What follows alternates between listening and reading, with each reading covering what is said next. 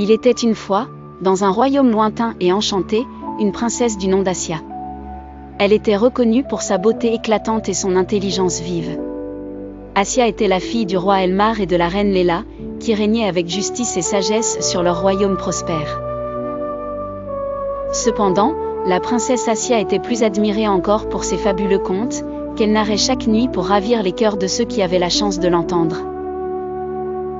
Chaque soir, dans la cour illuminée par la douce lueur des lampes à huile, Assia enchantait son public avec des histoires venues d'une imagination infinie. Bien que le palais fût entouré de dangers, nul ne s'inquiétait lorsqu'Assia commençait à narrer, car ses histoires possédaient cette magie capable de transporter les esprits au-delà des préoccupations du quotidien. L'une de ses histoires les plus fascinantes racontait la quête de Farid, un jeune aventurier intrépide. Farid partait à la recherche d'un trésor caché dans une grotte secrète. Il avait reçu une carte mystérieuse d'un marchand de passage, la vantant comme étant la clé pour découvrir le trésor le plus convoité des terres orientales.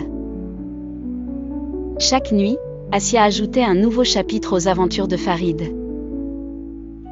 Un jour, Farid affrontait un dragon gardien, le suivant, il déjouait les pièges du sorcier maléfique Shahar. Mais ce qui captivait le plus son audience était l'humanité du personnage, sa bravoure teintée de doute et de compassion. Un soir, alors qu'elle était sur le point de conclure l'une des histoires de Farid, une voix s'éleva.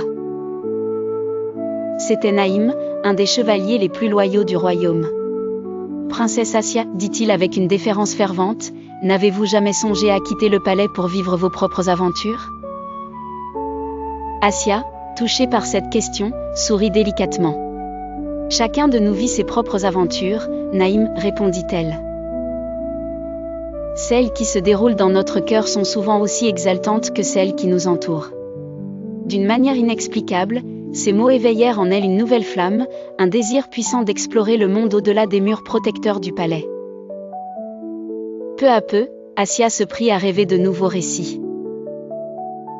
Les 1001 nuits d'Assia prenaient alors un sens différent, car elle savait que chaque nuit qui passerait serait l'occasion de vivre et de raconter sa propre histoire, une histoire faite de rêves, de défis et d'avenir, inscrite dans le grand livre du monde.